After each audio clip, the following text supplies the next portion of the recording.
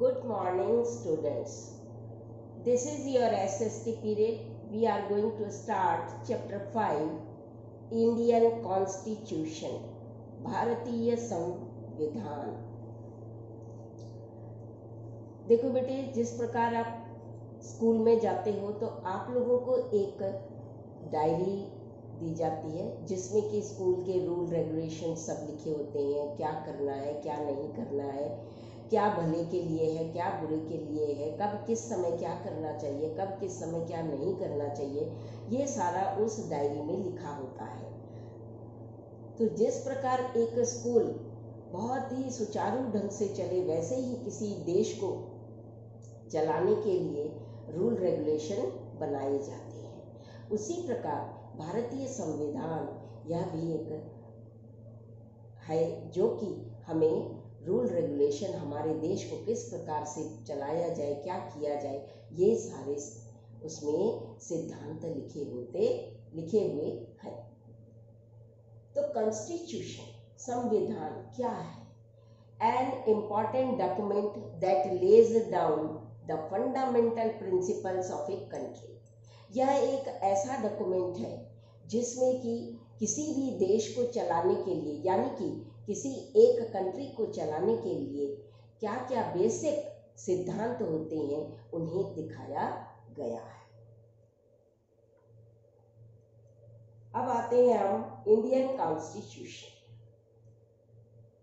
ये क्या है? चलिए, India became independent on 15 August 1947।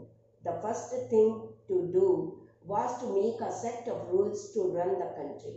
To make the constitution on assembly of the elected representatives of the people was formed. It was called the Constituent Assembly. Dr. Rajendra Prasad was elected as the president of the Constituent Assembly. A subcommittee of some members was formed to draft a constitution. Dr. Bhimrao Ambedkar was the chairman of the drafting committee. It took about 3 years to frame the constitution. The new constitution came into force on January 26, 1950. With it, India became a sovereign, socialist, secular, democratic republic. Since then, every year on January 26, we celebrate our Republic Day with great pomp and show.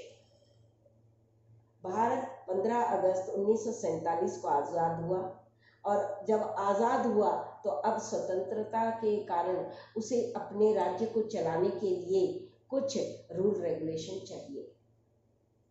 तो स्वयं अकेला इस राज्य को, यानी कि भारतीय इसे चला पाए, उसके लिए भी उसे सिद्धांतों वाली एक पुस्तिका बनानी पड़ी, डॉक्यूमेंट बनाना पड़ा। अगर मान लीजिए वो ये नहीं बनाते हैं तो एक देश को चलाना बहुत ही मुश्किल है। बिना रूल रेगुलेशन तो एक परिवार भी नहीं चल सकता, तो एक इतने बड़े देश को चलाना कोई आसान बात नहीं है। तो इसलिए इसको गठित किया गया। अब ये गठित होने के बाद में 26 जनवरी 1950 के दिन यह स्टार्ट हुआ, इसको लागू किया गया। इसके इम्पोर्टेंस क्या है? It contains the information on the structure, duties and responsibilities of the government. यह सरकार को उसकी रेस्पॉन्सिबिलिटी के बारे में बताता है। It prevents miss use of power by the government. Government के द्वारा उसके पावर को मिस यूज करना, यानी गलत तरीके से उपयोग में लेना, उसे रोकता है। It safeguards the rights of its citizens and provides the fundamental rights to protect them from any type of injustice by the government. सरकार के द्वारा कोई भी अन्याय किया जाए ऐसा नहीं हो सकता। उसने अपने नागरिकों के लिए इतना अच्छा एक संविधान बनाया और इसका यही इम्पोर्टेंस है। Features of Indian constitution. Features of Indian constitution, तो इसके फीचर्स क्या है?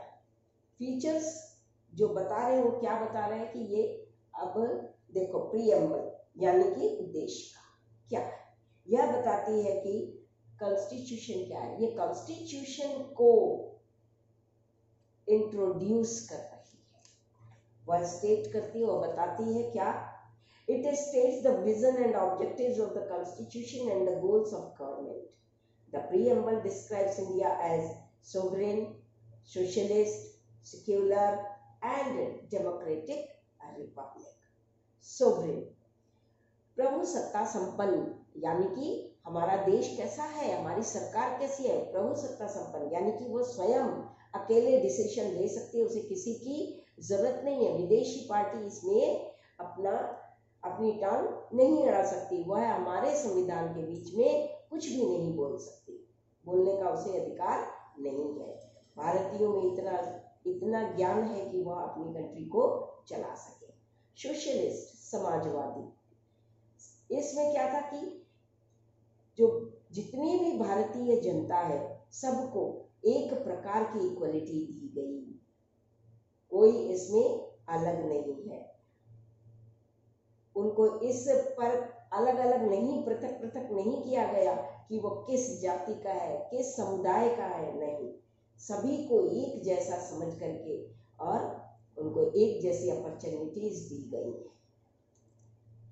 सेक्युलर, धर्मनिरपेक्ष, यह जितने भी धर्म, हमारा भारत देखो बेटा एक तरह के वहां पर धर्म नहीं है, कोई हिंदू है तो कोई सिख है, कोई मुस्लिम है तो कोई क्रिश्चियन है, सभी तरह के यहाँ पर जातियां हैं, धर्म वाले लोग रहते हैं, इन सभी को एक प्रकार का ही कार्य दिया गया, अर्थात ट्रीट किया गया एक जैसा। ये नहीं कि वो मुस्लिम है तो अलग है, वह हिंदू है तो उसे अलग देखो, वह सिख है तो उसे अलग देखो, वो क्रिश्चियन है तो उसे अलग देखो, नहीं, सबको एक जैसा ही देखा जाने लगा। गवर्नमेंट, सरकार ने कभी किसी को अलग तरह से ट्रीट नहीं किया। यह किसमें है, यह है अपने संविधान में कि यह धर्मनिरपेक्ष राज्य है, इस धर्मनिरपेक्षता को बनाए रखना है, यानी मतभेद नहीं रखना है। यह डेमोक्रेसी, लोकतंत्र, democracy is a form of government where people have a right to vote and elect their representatives to the government. लोकतंत्र में, लोकतांत्रिक राज्य बोलते हैं, क्यों बोलते हैं कि इसमें जो लोग हैं वह स्वयं वोट डालेंगे अपने प्रतिनिधि को चुनने के लिए। They make laws on behalf of the people. If people are not satisfied with the elected leaders, they can remove them and elect new ones in their place. वह इलेक्ट करेंगे और अगर इलेक्टेड पीपल के प्रति उनको उन्होंने सोचा कि भाई ये सही नहीं है तो उसे हटा भी सकते हैं। Democracy is a government of the people, for the people and by the people. लोकतंत्र क्या है, वह स्वयं सरकार जो है वो किसकी है, पीपल है यानी जनता है। किसके लिए है, जनता के लिए है। और किससे बनी है, जनता से बनी है। सारे भारतीय जो हैं जब वो 18 साल होंगे या उससे ऊपर हो जाएंगे उम्र में तो वह वोट के अधिकारी होंगे। This is called universal adult franchise. इसी को ही युवा वर्ग का ये अधिकार कहते हैं। रिपब्लिक यानी गणराज्य। In a republic, elected leaders choose the head of the government, the president. जितने भी लीडर्स इलेक्शन में जीत गए, इलेक्टेड हैं, वह चयन करते हैं किसका, राष्ट्रपति का। A republic is ruled by the elected officials. एक रिपब्लिक जो है, गणराज्य जो है, वह चुने हुए ही ऑफिशियल्स से चलता है। There is no rule of a king, a queen और सुल्तान। यहाँ कोई राजा, रानी या सुल्तान नहीं है। The government is always answerable to its citizen. सरकार ही अपने नागरिकों की देखरेख करने वाली होती है। हर इस चीज का आंसर वही है। The head of the state is not hereditary but chosen through elections. ये नहीं है कि वो इसका पिता राजा है तो उसका बेटा ही राजा बनेगा, अगर वो राज्य कर रहा है, अब प्रेसिडेंट है तो उसका बेटा ही प्रेसिडेंट बनेगा। ऐसा अब इस गणराज्य में, इस लोकतंत्र में नहीं हो सकता। यह इलेक्शन के द्वारा जीत पर ही राज्य कर सकते हैं। Let's learn some amazing facts on Indian constituency. Amazing facts on Indian constitution. तो भारतीय संविधान में जो उनके अद्भुत तथ्य हैं, अब उनको देखते हैं। देखो, this is the largest constitution in the world. पूरे संसार में ये सबसे बड़ा संविधान है। This was handwritten document. ये कोई टाइप किया हुआ नहीं था, ना ही प्रिंटेड है। यह किससे है? हाथों से लिखा हुआ था। इसमें कितने 48 तो लेख हैं, आर्टिकल्स हैं, 12 इसमें कार्यक्रम है, शेड्यूल्स हैं, एंड 94 अमेंडमेंट्स हैं, यानी 94 इसमें संशोधन है। यह किस दिन लगाया गया? 26 जनवरी को। क्यों लगाया गया इसे? क्यों स्टार्ट किया गया? 26 जनवरी जो था वह पूर्ण स्वराज डे का वर्ष की वर्षगांठ थी, इसलिए 26 जनवरी को ही चुना गया। अभी समझे बेटा क्यों 26 जनवरी रखा गया? क्योंकि 26 जनवरी पूर्ण स्वराज दिवस था। इसी दिन कांग्रेस जो है वो अपने स्वतंत्रता की लड़ाई को लड़ते हुए जीती, और भारत का जो राष्ट्रीय ध्वज है उसे पहली बार फहराया गया। तो ये सारे अपने कॉन्स्टिट्यूशन के बारे में था। यदि कहीं भी कोई डाउट लगे, you can ask me. Have a good day.